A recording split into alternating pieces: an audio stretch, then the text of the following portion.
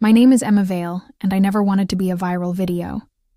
If you've ever felt 1,000 eyes on you, burning through your skin, dissecting every step, you might understand what it's like to stand in the middle of a city square, alone, with a 1,200-pound horse breathing against your shoulder while strangers film your every move.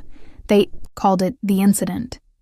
I call it the day the world stopped, pretending not to stare. But before that moment, before the gasps, the phones, the laughter that wasn't cruel but wasn't kind either, there was just me, a broken trailer, and a decision that changed everything. The morning had started beautifully. Like all days that betray you later do, sunlight painted the stables gold. The air smelled of hay, dew, and harbor. My horse, who leaned against me as if gravity alone wasn't enough to hold him to the earth. He's the color of fog and morning coffee, calm but sharp, with eyes that make you feel seen in ways you can't explain. I had planned for peace, a short schooling ride by the Riverside Arena, some canter work, maybe a walk along the dirt trail behind the poplars, a quiet weekend morning before the world woke up. But then the trailer's wheel decided to cough out its last breath halfway to the city. The mechanic was kind but blunt. "You'll have to wait a few hours. Can't move it until I get the part." And there I stood, stuck between a broken axle and a horse too alive to be locked in metal. The sun was already climbing. The road was narrow. The traffic hissed too close. So I made a choice that sounded simple in my head. I'll walk him through the city. Just a few blocks. There's shade, open space. It'll be fine. Spoiler, it was not fine. The first few streets weren't bad. Harbor's hooves struck the cobblestones with a steady rhythm. Click, click, click, like punctuation for my heartbeat. He walked close, his breath brushing the back of my hand. The city watched from behind half-drawn curtains. A woman leading a horse through the morning light, absurd enough to make joggers pause but not yet dramatic enough for phones. Then the street widened. I turned the corner, and everything changed. The square was alive, buzzing with chatter, coffee steam, and laughter spilling from open cafes. Music from a street violinist danced with the wind. The smell of roasted almonds floated through the air, and then we stepped into it. The reaction was instant, visceral. It rippled through the crowd like a pulse. Conversations stopped. Forks paused halfway to mouths. The violin note bent, hung, and died. Every head turned. Somewhere, a chair scraped against stone, a sound as sharp as a gunshot when you're already nervous. Harbor lifted his head, nostrils flaring. The lead rope tightened in my hand. "It's okay," I whispered, though the words came out brittle. "Just keep walking." My heart wasn't listening. It was pounding hard enough to shake the words loose before they reached him. Phones appeared like silver eyes catching light. The quiet wasn't silent. It was expectant, heavy, like the air before thunder. Someone laughed softly. Another person whispered, "Is that real?" Yes, it was real. Too real. And in that moment, I realized how small I was. One woman, one horse, one terrible idea, against the enormous machinery of public curiosity. Harbor didn't panic, not yet. He froze, half alert, half curious. His ears flicked back toward the sound of clinking glasses, then forward toward the fountain's roar. The square smelled strange to him. Roasted beans, car exhaust, perfume, hot stone. None of it belonged to his world of grass and rain and wood. I tried to guide him toward the open space by the fountain, but each step felt like trespass. Every motion we made redrew the boundaries of attention. A man at the nearest cafe lifted his phone higher, angling for a better shot. I caught my reflection in the glass door beside him. Pale face, tight jaw, eyes too wide. This was not how confidence looked. "Excuse me?" I said, forcing a smile I didn't feel. "Can you give us a little space?" He blinked, startled, but nodded and stepped back. The crowd didn't move much. Curiosity holds people like gravity. I heard a child's voice pipe up somewhere behind the tables. "Mommy, why's the lady got a horse?" And that, oddly enough, made me want to laugh. Because what was I supposed to answer? Because the trailer broke down. Because I didn't want him trapped inside. Because this was supposed to be simple. Because I thought people would understand. Harbor took another step. His shoes clicked against the stone, echoing louder now that the square had gone so still. The sound turned heads like applause. He snorted, the warm air fanning across my arm. I could feel the question in that breath. Are we safe? We're fine, I lied. A waiter appeared suddenly, balancing a tray of cappuccinos. He froze when he saw us. The cups trembled. Milk foam rippled like tiny earthquakes. Harbor's ears swiveled toward the sound. His muscles tensed beneath his skin. It's okay, I said again, lower this time, steadying my hand on the lead rope. My voice was the only thing I could control. The waiter darted past, narrowly avoiding Harbor's flank. The tray rattled. One spoon fell, ringing sharp against the pavement. Harbor flinched. Just a step, a small one, but it was enough to make half the square gasp. I reached up, touching his neck gently, grounding him with my palm. His skin twitched beneath my fingers like a living drum.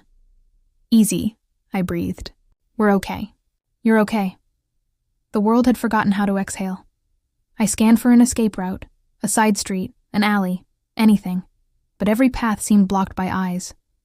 The air smelled like rain on stone and attention. A woman whispered to her friend, "Why would she bring that thing here?" Thing. The word sliced deeper than I expected, because he's not a thing, I wanted to say. He's Harbor. He's my calm in the storm, my reason to breathe slower, my teacher in silence. But none of that would fit inside the noise of this square. A paper napkin fluttered under a cafe table and caught on the breeze. It danced across the cobblestones like a pale ghost. Harbor's head snapped toward it, eyes wide. He didn't rear, but his whole body lifted, ready. And for one terrible second I thought, this is how it happens. The videos. The headlines. Woman loses control of horse in city square. I took a deep breath that felt like swallowing a knife. Hey, I whispered, calm but commanding. Look at me. Just me. He did. The square disappeared. It was only the two of us again. The way it is on quiet mornings when the fog hangs low over the paddock and the rest of the world doesn't matter. I counted the breaths like we practiced. In for 3, out for 5. He blinked. His ears softened. The tension slid from his shoulders like water leaving stone. The napkin tumbled away into a puddle. The crowd relaxed. Barely. But I felt it. That shift. Invisible, but real. A man in a suit approached carefully, hands raised as if approaching royalty. "Miss, do you need help?" he asked. I smiled, though my pulse was still screaming. "We're fine. Just trying to get through." He nodded and turned toward the crowd. "Give her space, please." "Move back!" To my shock, they did. Chairs scraped back, creating a narrow path between tables. The sound was rough but welcome. I looked at him, this stranger who had no reason to care, and mouthed thank you. He just smiled and stepped aside. For the first time since we'd entered the square, I felt like maybe, just maybe, we'd make it through without becoming entertainment. Harbor lowered his head slightly, brushing his muzzle against my sleeve. A small gesture, but to me, it was everything. "You're doing amazing," I murmured. "Almost there." Then, like every scene that refuses to end gracefully, the universe decided we needed one more test. From somewhere behind a bakery stall, a cardboard sign broke free of its string and caught the wind. It came spinning toward us, flapping, flashing, flying, like a creature made entirely of panic. Harbor's eyes went white. He wanted to run. Every instinct screamed flight, and mine screamed stay. I stepped into his space, pressed my hand to his chest, and whispered the only word that mattered. "Trust." He froze. Trembling, breathing hard, but he didn't bolt. The sign skidded to a stop against a cafe table. The sound it made was nothing, a whisper on stone. But to me, it was thunder fading. I realized then that people weren't filming anymore. Some had lowered their phones. Others had simply stopped watching. The tension had cracked into awe. A man clapped once, softly. Someone else joined. It wasn't applause, not really. It was relief, shared relief. And me? I laughed. Quietly, breathlessly. The kind of laugh you let out when you realize you're still standing. At the edge of the square, the traffic light blinked red. I stopped. Harbor stopped with me. His breathing had steadied. Mine hadn't yet, but I was working on it. I turned to look at him, the glossy coat damp with sweat, the steady rise and fall of his chest, the flicker of trust still holding us together. Caught in public, I whispered, half laughing, half crying. Alone with my horse, but I wasn't alone. Not really. He'd been with me every second, silent, steady, teaching me what it means to hold your ground when the world won't stop watching. The light turned green. If Chapter 1 of my humiliation was stepping into the square, Chapter 2 was realizing I wasn't getting out of it anytime soon.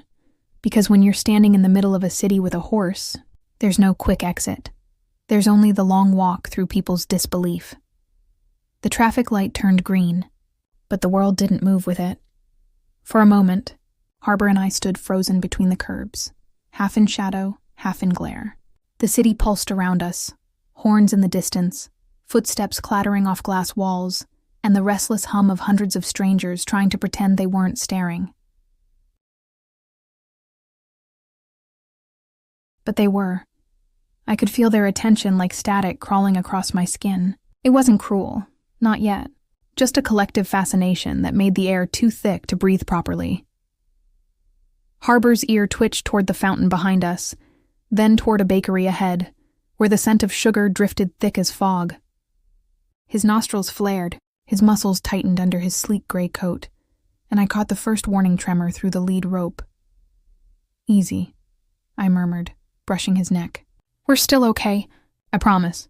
Promises I've learned sound most convincing right before they break." The square seemed longer now. The street to safety, a sliver of quiet road leading toward the mechanic's workshop, felt miles away. Between us and that exit stretched a battlefield of cafe tables, shopping bags, and people who didn't know how to move out of the way of a 1,000-pound animal. I took a step forward, trying to keep my breathing steady. In for 3, out for 5, my body remembered the pattern even when my brain was unraveling. Harbor's head bobbed beside me, each exhale sharp enough to stir my sleeve. His hooves clinked against the stone, too loud, too final. Every sound we made felt like an announcement. Somewhere to our right, a woman whispered, "Why would anyone bring a horse here?" Her friend answered, "Maybe it's some kind of protest?" A protest. God. If only I looked that composed. I wanted to tell them about the broken trailer, the roadside mechanic, the sheer ridiculous logic of the morning, but explanations don't fit into moments like this. The public doesn't want your story. It wants your spectacle, and we were giving them one. The first half of the square had been mercifully calm, but ahead, a bakery's awning flapped lazily in the breeze, and a delivery truck idled nearby. The mix of smells, coffee, yeast, exhaust, was a cocktail of confusion for a prey animal like Harbor. I could see his anxiety building the way you can see thunder before it cracks. The twitch at his flank, the tightening of his jaw, the way his tail swished with too much intention. I reached out and touched the center of his chest, grounding him. "Hey," I whispered. "Eyes on me, buddy." He blinked, eyes dark and questioning, and lowered his head a fraction. We moved forward again, step by slow step. The trick wasn't strength. It was rhythm. Horses crave consistency like lungs crave air. If I could keep my body language steady, if I could make the world seem predictable, through how I moved, he'd believe me over the chaos. But belief is a fragile bridge. Sharp cracks split the air, a tray dropped behind us maybe, or a snapped plate. Harbor flinched, his weight shifting backward. My grip tightened. I could hear the crowd stir again. A few gasps. A man muttering, "That thing's gonna kick someone." No, he wasn't. Harbor never kicks, not unless he's cornered. But how do you explain that to strangers who've never had to trust an animal more than they trust themselves? You don't. You show them. So I took another step forward, calm, purposeful, predictable, and Harbor followed. The murmur in the crowd softened. Confusion. Maybe even admiration. I didn't dare look to check. I just kept walking, whispering softly into the warm air between us. "You're fine. We're fine.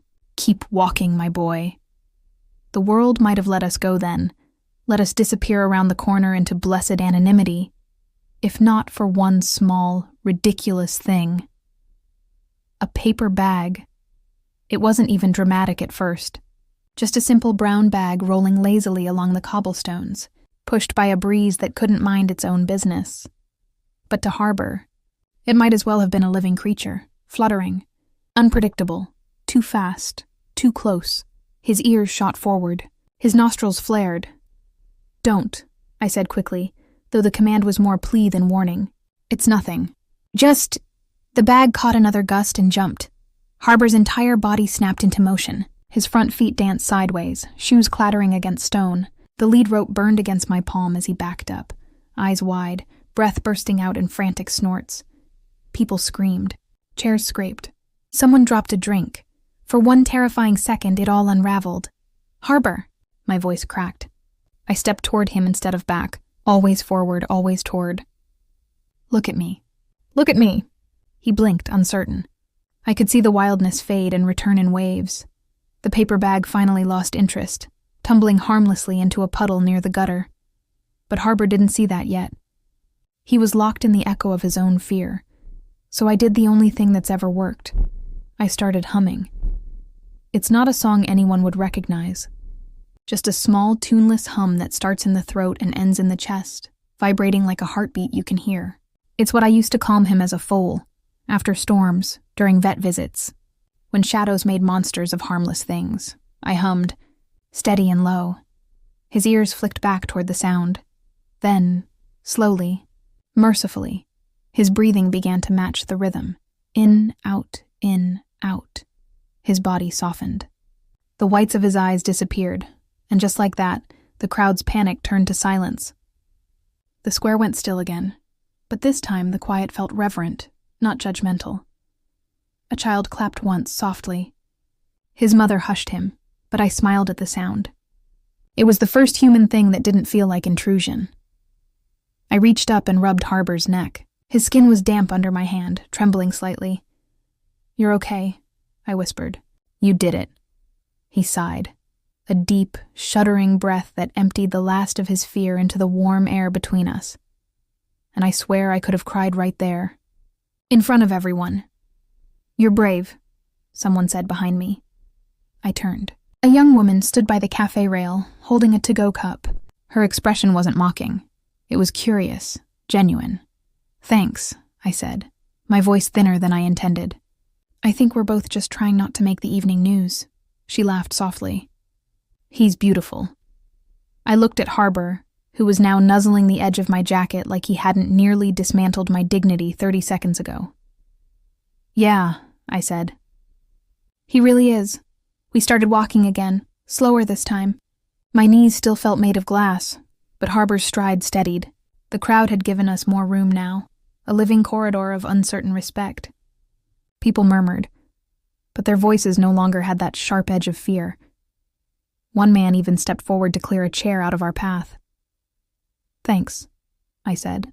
He nodded once, wordlessly. And then something shifted inside me. I realized I wasn't embarrassed anymore. Not exactly. There was still heat in my cheeks. Sure, but beneath it there was something sturdier. Something like pride, because Harbor hadn't failed me, and I hadn't failed him. We'd made it through the panic without breaking apart. Maybe that's what courage actually is.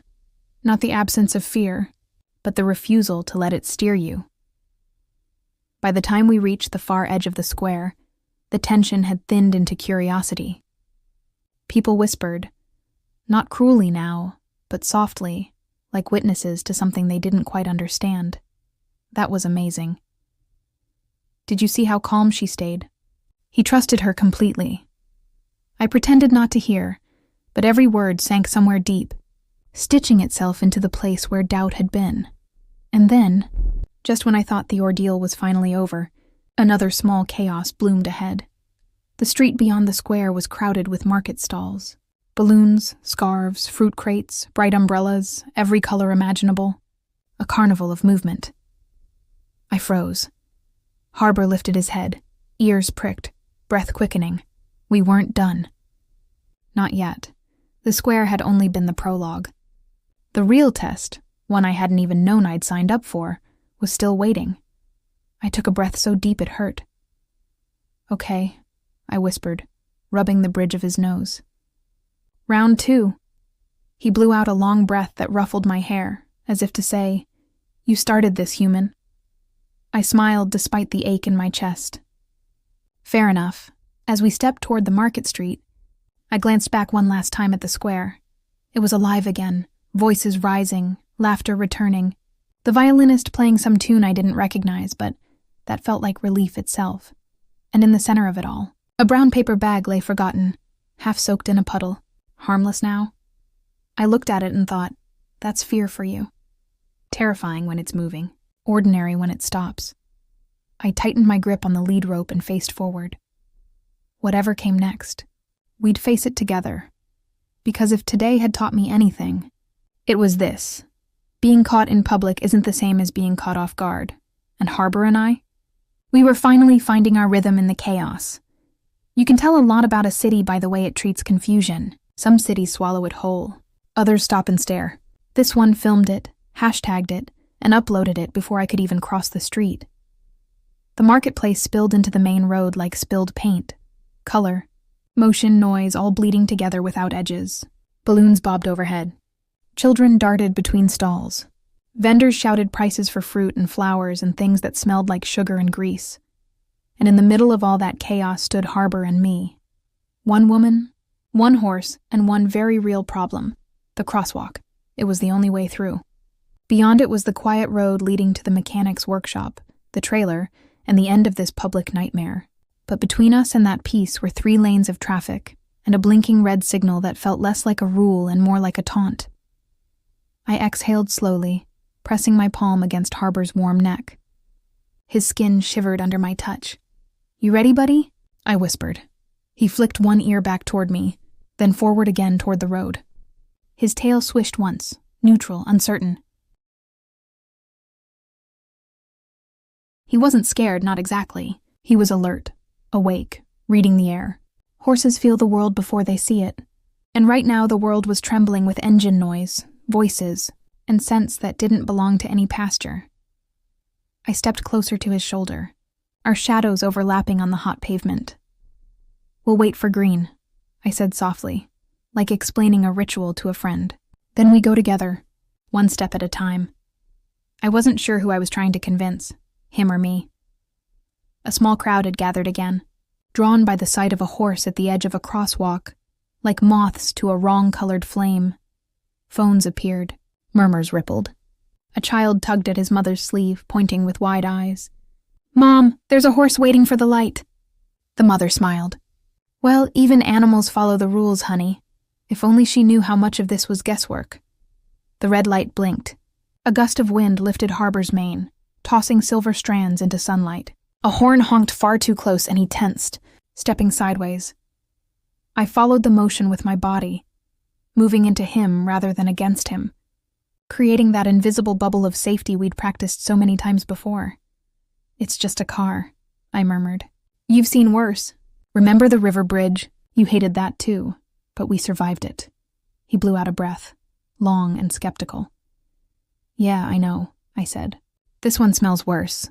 A few bystanders laughed. I hadn't meant to be funny, but humor is the last defense of the embarrassed. Then came the moment. The light turned green. The cars slowed, reluctantly, like predators granting permission. The pedestrian signal blinked. Walk. I looked up at Harbor, and he looked right back at me. It was absurd. Really, standing there in the middle of a modern city, sharing a decision with a creature who didn't understand traffic lights but understood me. "Let's go," I said. He hesitated. Just a breath. Just long enough for the world to hold its own breath, too. Then he stepped forward. The first hoof struck asphalt with a resonant thud. The second followed, smoother. I matched his rhythm. We walked side by side, our reflections sliding across the glass windows of nearby shops. One human, one horse, one impossible sight. The crowd erupted in a flurry of gasps and camera clicks. Somewhere, a bus driver leaned halfway out of his window to stare. A cyclist swerved and nearly hit the curb. And yet somehow, the world didn't fall apart. We reached the center of the crosswalk. Then, because the universe has a sense of humor, a bus engine backfired. The sound was a thunderclap. Harbor's head shot up, ears stabbing the air. His whole body rippled with tension, ready to spring in any direction but forward. The lead rope tightened, vibrating like a live wire between us. Time fractured. Every instinct screamed, "Move him. Don't lose him. Stay calm." All at once, I swallowed hard, forcing the fear down into the place where it could smolder without burning through me. "Harbor," I said, low, firm, steady. "Stay with me." He backed one step, eyes wide. A horn blared. Someone shouted. If he bolted now, there was nowhere safe to go. Just glass, metal, panic. I took a step forward into his space, showing him where safety still existed. My voice dropped to that deep hum we'd practiced, the one that carries more meaning than words. He flicked an ear, still trembling. I hummed again, and this time he breathed. Slowly, his muscles unlocked. The world narrowed to just the rhythm of our breathing, mine, shaky but steady. His, deep and heavy. We stood in the middle of a crosswalk, cars idling on both sides, and it felt like the center of the universe had gone utterly still. Then he nudged my shoulder, just a light push, as if to say, "You first, human." I smiled, throat tight. "Okay, let's finish this." We walked the last few meters together, one breath, one step, one heartbeat at a time. The crowd on the far side broke into spontaneous applause. It wasn't loud, more like polite astonishment, but it was enough to make my face flush all over again. A police officer stepped forward, holding up a hand to keep cars from moving. He was tall, broad-shouldered, and trying hard not to look amused. "Ma'am," he said, tipping his cap slightly, "that's not something we see every day." "Trust me," I said. "It's not something I planned." He chuckled. "Need an escort? Might make it easier." I looked at Harbor, who was calmly studying a hot dog stand as if nothing unusual had happened. "I think we're okay now." "Thank you, though," the officer nodded, still smiling, and motioned for the crowd to step back. As Harbor and I continued down the quieter street, I heard the murmur of disbelief fading behind us, replaced by ordinary city sounds again. Car doors slamming, pigeons cooing, the rustle of leaves. For the first time all day, the world sounded normal. We stopped under the shade of a sycamore tree halfway down the block.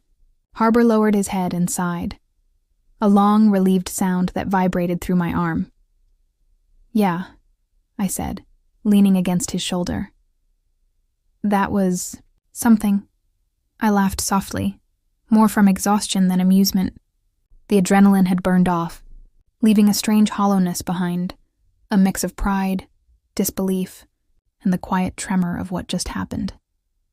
I ran my hand along his neck, tracing the line of muscle that had carried both our fear and our courage through the madness. "You were incredible," I whispered. "Do you know that?" He flicked his ear, unimpressed, and sniffed my pocket for treats. Yeah, I said, smiling. "You've earned it." I pulled out a small carrot I'd stashed in my jacket that morning and offered it to him.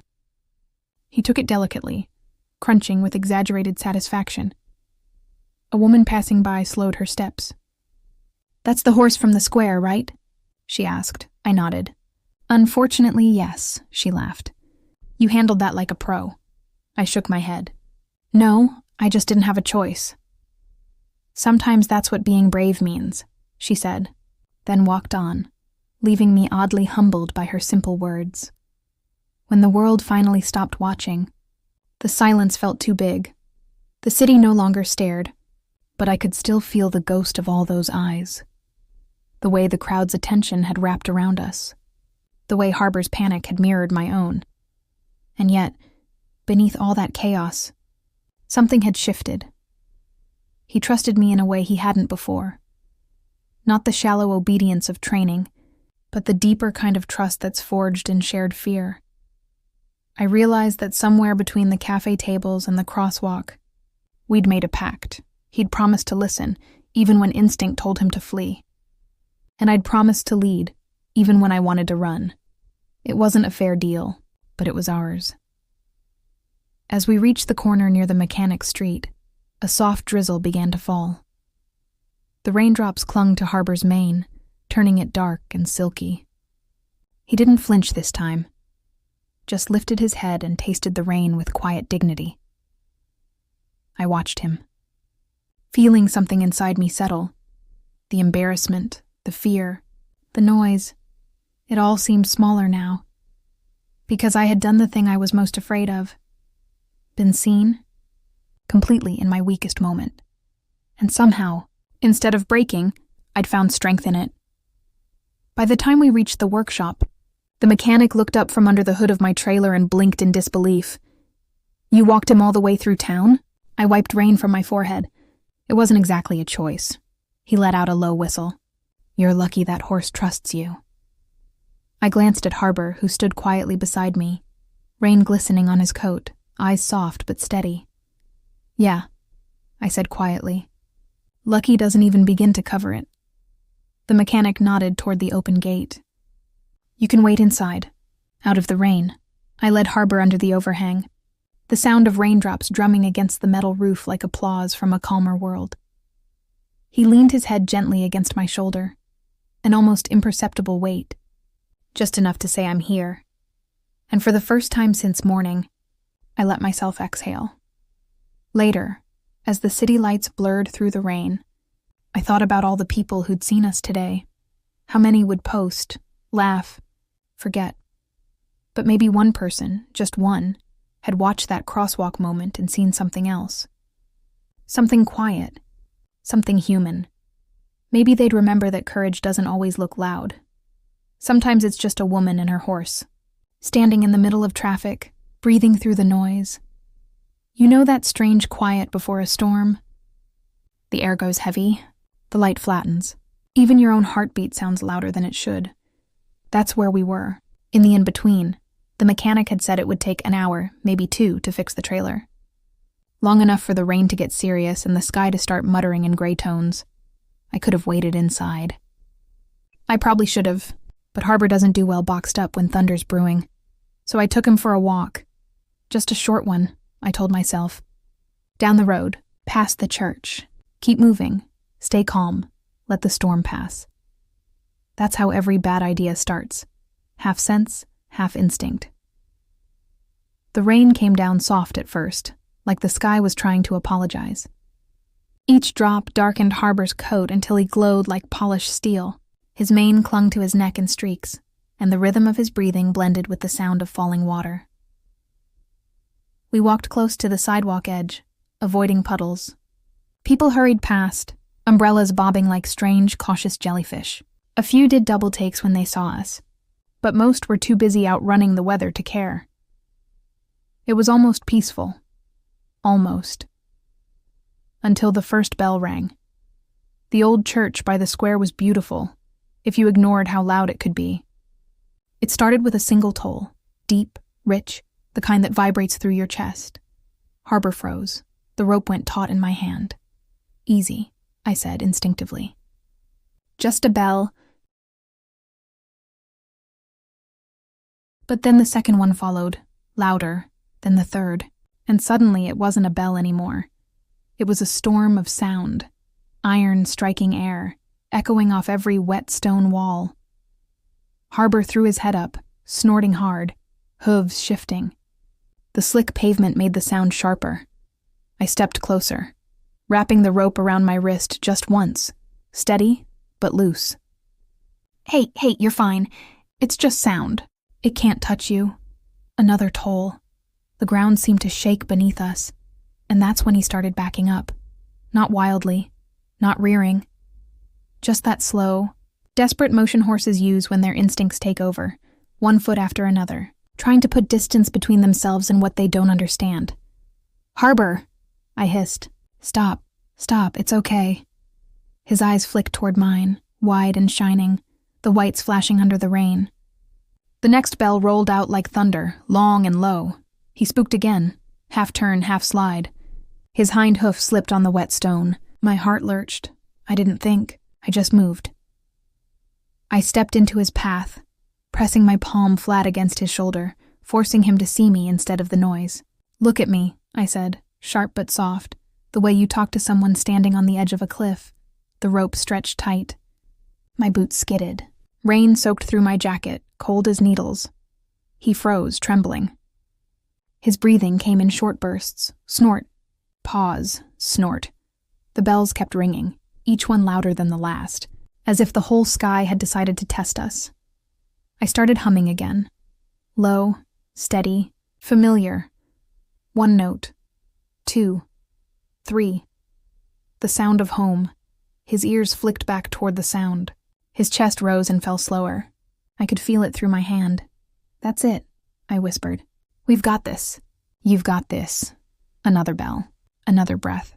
And slowly, inch by inch, he came back to me. When the last echo finally faded, the city seemed to exhale. The rain eased into drizzle again, softer now. The silence afterward was so thick it almost rang louder than the bells had. I stood there for a moment, shaking slightly, not sure if it was the cold or the adrenaline. Probably both. Harbor lowered his head until it rested just against my shoulder. His muzzle was warm, wet, heavy with trust. I closed my eyes and let myself breathe with him, sinking to that steady rhythm I'd learned to depend on. We'd done it again. Somehow. Miss, a voice called from behind me. I turned. A man in a raincoat jogged up, holding an umbrella over his head. He was older, maybe in his 60s, with kind eyes that crinkled even in the rain. Are you all right? He asked, slightly out of breath. Yes, I said, brushing wet hair out of my face. We're fine, he just doesn't like bells. He glanced up at the church. Can't blame him. Those things could wake the dead. I smiled weakly. You're not wrong. He looked at Harbor for a moment, admiringly. Beautiful animal. Brave, too. Brave enough, I said quietly. Good. You both looked it. He tipped his umbrella in farewell and disappeared back into the drizzle. We kept walking, slower now. The air smelled like wet stone in relief. My boots squelched with each step.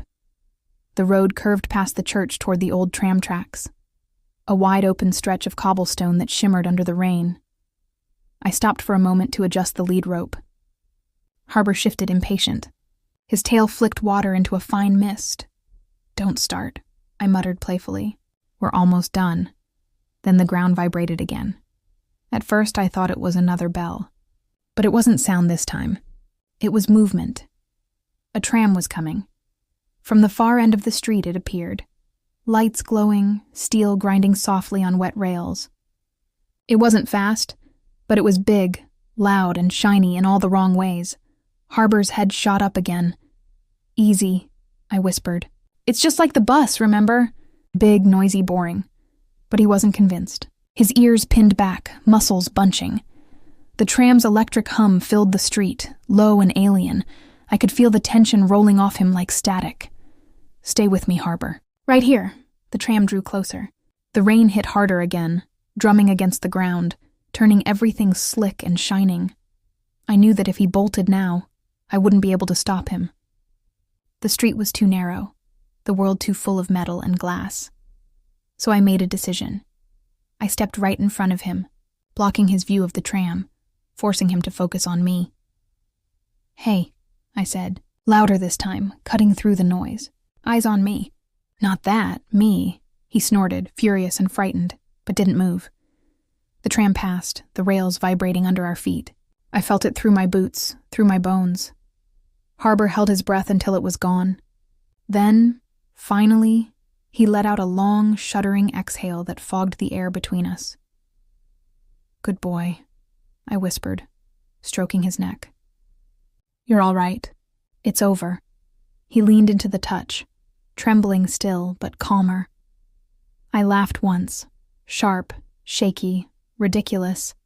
and wiped rain from my eyes. "If you keep scaring me like this, I'm going to need therapy."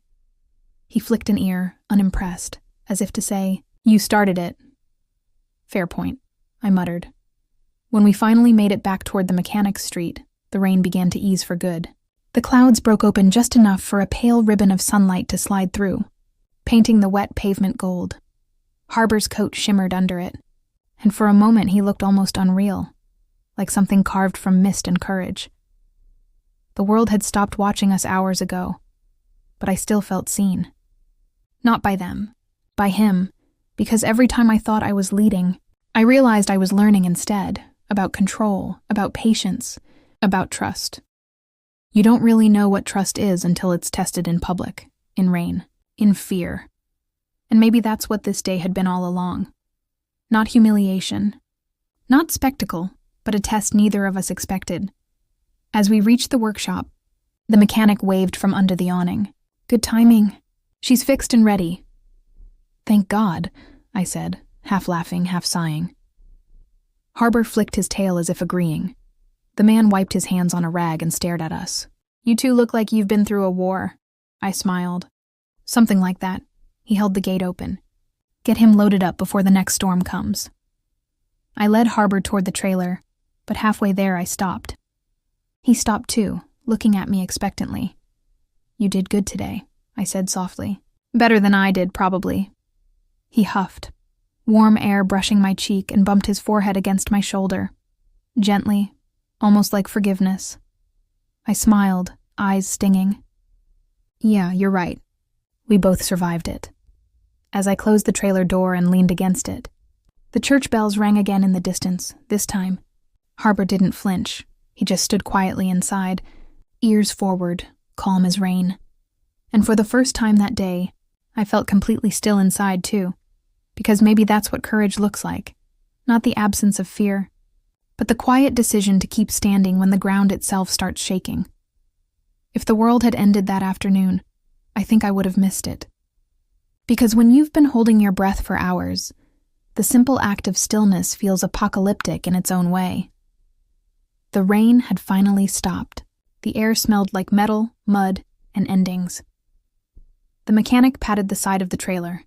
"All fixed," he said, with the quiet satisfaction of a man who'd just saved someone's sanity. "Thank you," I managed, my voice thin with exhaustion.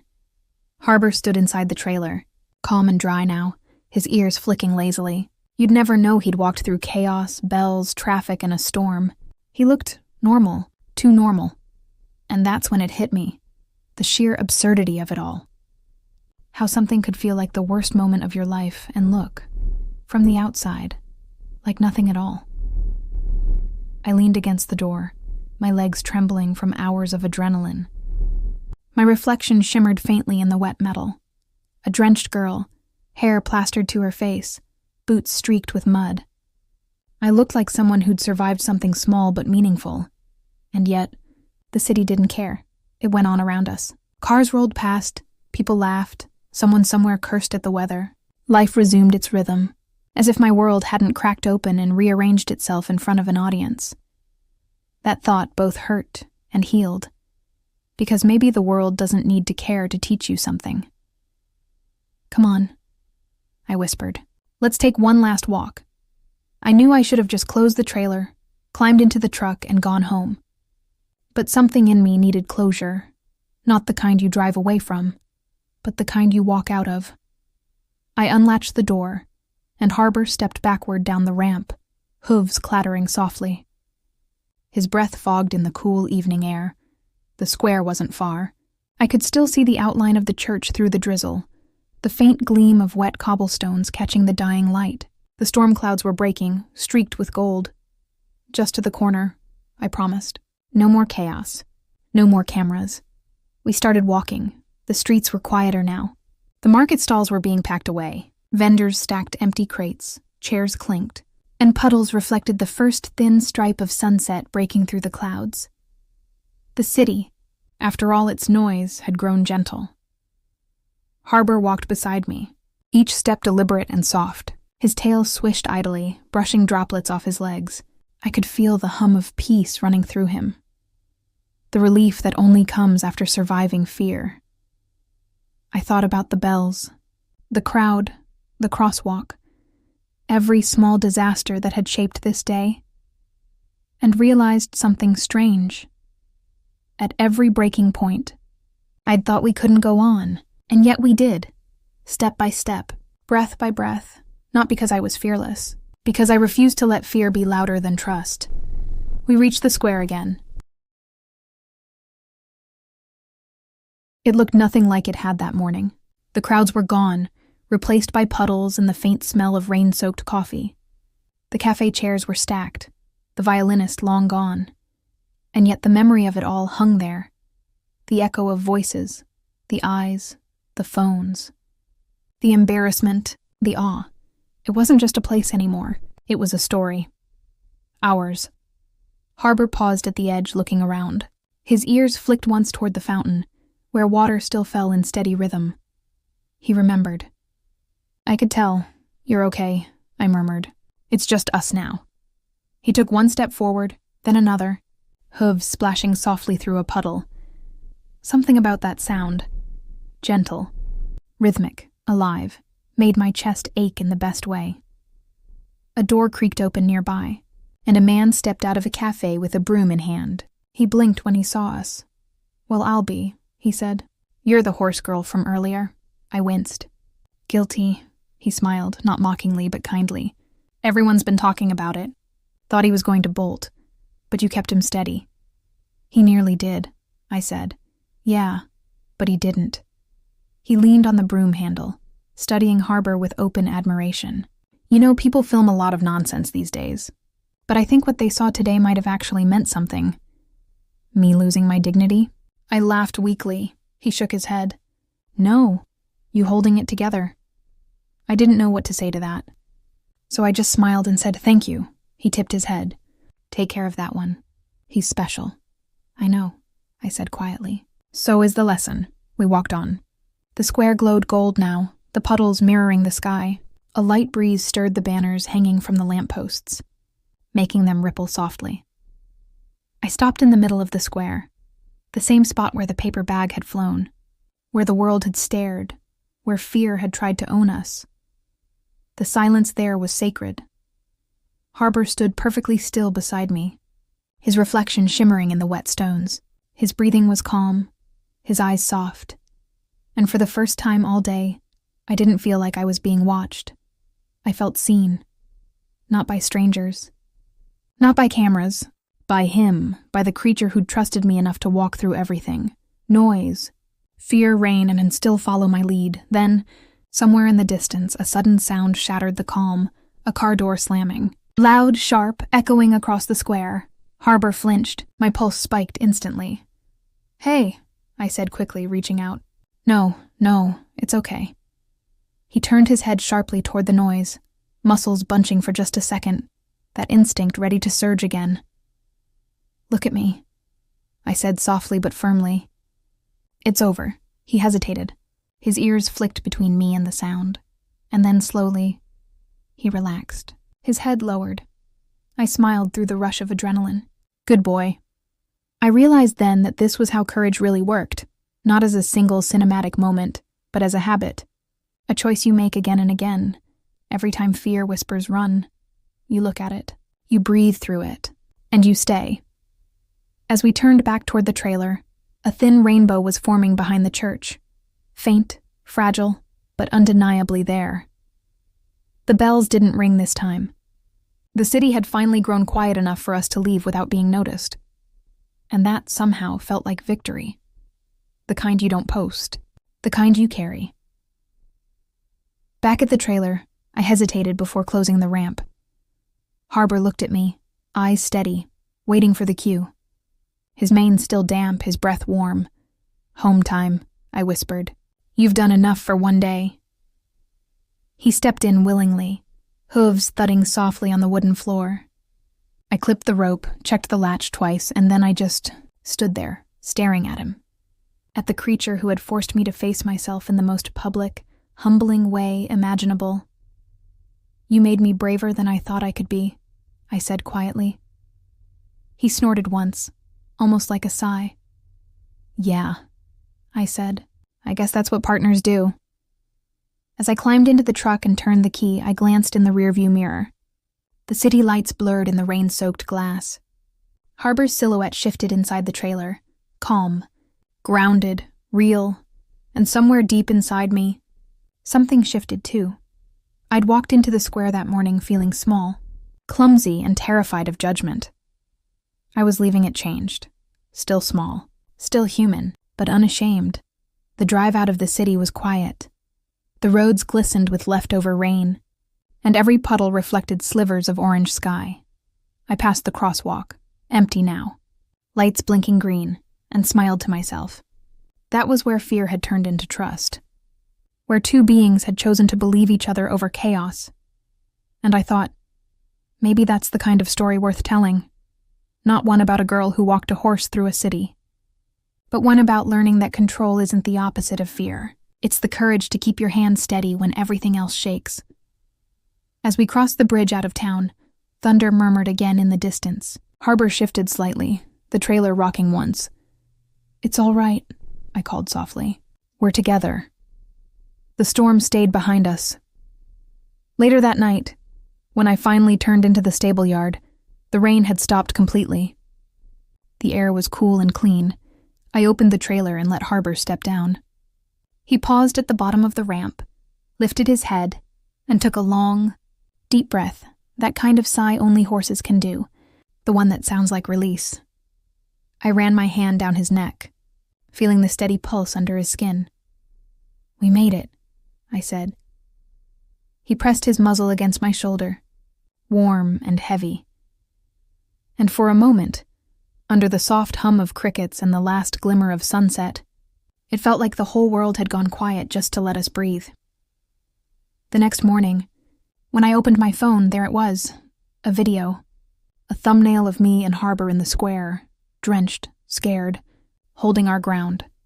The caption read, "Woman calms her horse in the middle of the city. What happens next will melt your heart." I watched the clip once, hard in my throat. It was only 30 seconds long. You couldn't hear the bells, the fear, the storm. You just saw me standing there, hand on Harbor's neck, breathing him back to calm. The comments were kind. Beautiful trust. She didn't lose her cool. That horse loves her. I smiled, a tired, quiet smile. They didn't see everything. But maybe they saw enough. Before I put my phone away, I whispered one last truth into the still morning air. You can't always choose how the world sees you, but you can choose how you stand when it does. Harbor flicked his ear at the sound of my voice. And in the golden quiet that followed, I realized the story wasn't about being caught in public. It was about being found. End.